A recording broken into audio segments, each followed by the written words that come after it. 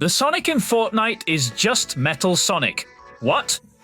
For those who don't know, Fortnite is getting a new season, with a video game crossover that has characters from every possible game except Minecraft and Zelda. But Sonic, he's there with a lot of attention, even with the Green Hill world being adapted into the same world. But at the same time, it's all messed up because, man, it's not Sonic, he's a robot, it's Metal Sonic. And people are upset about this, not just because of that, but also because the creators of Fortnite don't know that Sonic is a SEGA game. For God's sake. Yeah, man, it's just a crazy mess, but that's what I'm going to talk about now, because the Sonic in Fortnite could have been so much more, but he's just, well, it's better than nothing. But if you happen to play, or are going to play Fortnite, my creator code is the name of this channel. It's RKPlay. Put it in there, because I'll be playing this game when the season starts. Until Sonic is unlocked, I think. Unless he's only available for purchase, right? I hope not. Is that so, really? When the season started being promoted, a bunch of people started finding some very specific Fortnite comics. And some people started receiving some comics, some official Fortnite goodies. Only some Twitch streamers, those guys managed to get like $100 cartridge. Yeah, this Sonic 1 Mega Drive cartridge that's being re-released costs more than the GTA 7 game itself. And people got upset, because a lot of them don't even know what this is. They were even saying it's a Super Nintendo game, you know? Sonic from the Mega Drive for Super Nintendo. Man, this caused a stir, because I saw so many people upset about this kind of situation. It's very common, people aren't praising this. Actually, the people complaining are the Sonic fans, because the Sonic content creators didn't get any of this.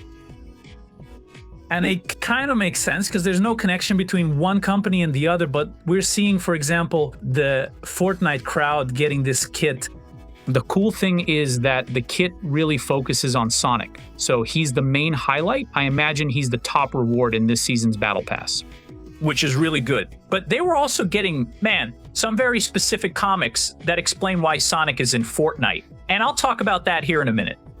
The cool thing is that SEGA was handing this out to a bunch of people. It's not just for Fortnite creators, you know? SEGA is doing this event here, look, the Sonic Chaos Hunt, and they're creating 7 locations around the United States. And there, people are getting freebies, taking pictures with an emerald that supposedly fell there. And at the same time, man, there have been like several activations. It's a cool event, but the one that happened the week of that Sonic and Fortnite announcement also came with a comic book. Whoever was there got one for free. And I don't think they're gonna sell it. And you can pretty much find everything online, even in the community tab here on the channel. On my WhatsApp, which is open for everyone to access, and also on my Instagram and on Threads. And the comic in question is this one right here, which is quite iconic, since it has Sonic, Shadow, and Knuckles facing their Fortnite versions. And people were already complaining about them because they had robotic parts. The story starts inside Dr. Eggman's lair. He was there investigating what seemed to be a single Chaos Emerald that was in his possession, but he ends up finding an unusual energy. Then suddenly his base starts getting invaded through a fragmented portal inside the Fortnite Rift universe. And the guy ends up stealing his Chaos Emerald, so he orders Metal Sonic to attack him, and we end up finding out here that it's Geno. And in the games, he's always a cool guy, but here he's a miserable bastard trying to get the Chaos Emeralds. And he dodges really well, man. He manages to avoid the attacks from Metal Sonic. And kind of during this fight, he ends up dodging Metal Sonic and ends up talking to Eggman, where the two end up exchanging some compliments and understand that each one has their own value. And in a way, they complement each other in a bigger plan. Geno wants an energy source because he ended up losing his own energy source, but Robotnik ends up being the specialist in using the Chaos Emerald, since it has a very powerful, yet stable energy source. And with help, Geno can use the power of the Chaos Emerald's energy to build what he has planned for the Fortnite game, which ends up causing a certain alliance between the two that's very curious. Dr. Eggman ends up showing him a machine that's basically a Badnik creator, using the energy source at the core of the Green Chaos Emerald. They join forces and now have an army, not just of Badniks, but also an alliance that goes beyond his dimension. That's where Geno ends up joining the Eggman Empire. Tails ends up sounding the alarm, calls for Sonic, and also brings Shadow and Knuckles. They rush into his lab, breaking everything. Sonic even thinks that it was actually just one of Tails' pranks, but it wasn't. Shadow ends up saying that Tails' message warned that he had found something really bad. And Knuckles ends up saying that this could be what Tails was worried about. And as you can see, it's a rift that goes through the portals inside Fortnite. They end up receiving a message here through Tails' own computer as he tries to make contact, and Sonic can't figure out where Tails is. And Tails ends up explaining that he went through that Fortnite portal, and he ends up discovering that actually Eggman is working there in the other reality. Curiosity made him try to take a look at this new equipment. He found out that Eggman is working with someone. He just hasn't found out yet that it's Geno. And at this base, he ended up running a scan with all the equipment to find out what he's trying to build.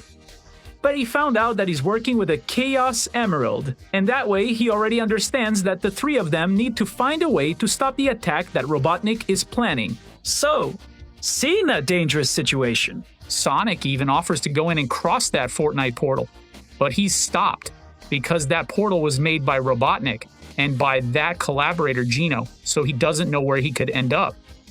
Even so, Shadow wouldn't cross that portal, because he's only going to protect the world where he lives, and Knuckles himself needs to protect the Master Emerald, and he can't leave it unguarded, and Tails even confirms it, saying that everything is way too dangerous, and he doesn't know how that portal works. So Sonic is upset and doesn't know what to do. He ends up seeing and spotting 3 robots here crossing that same portal, which makes Sonic even more upset. Those are metallic versions of Sonic, Shadow, and Knuckles, so the trio here gets ready to attack. However, Tails says that all of them are harmless.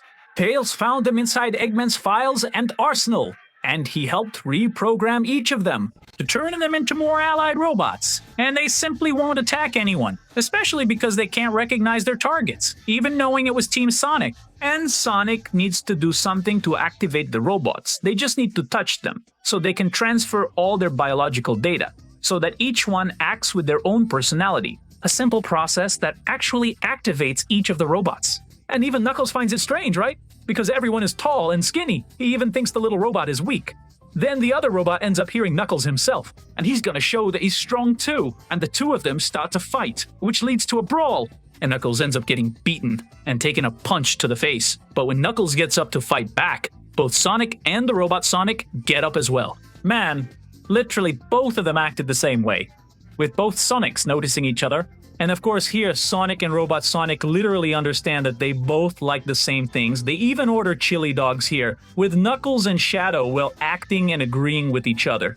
They're practically the same entities, so Nick, Shadow, and Knuckles they stay behind to protect their side of the Earth when each of their robots ends up crossing the portal and going to the Fortnite battlefield, where the story should still continue. The comic kind of ends here. And in this comic, we end up seeing little explanation. And they did all the work to be able to show it. Because Sonic is different in this world.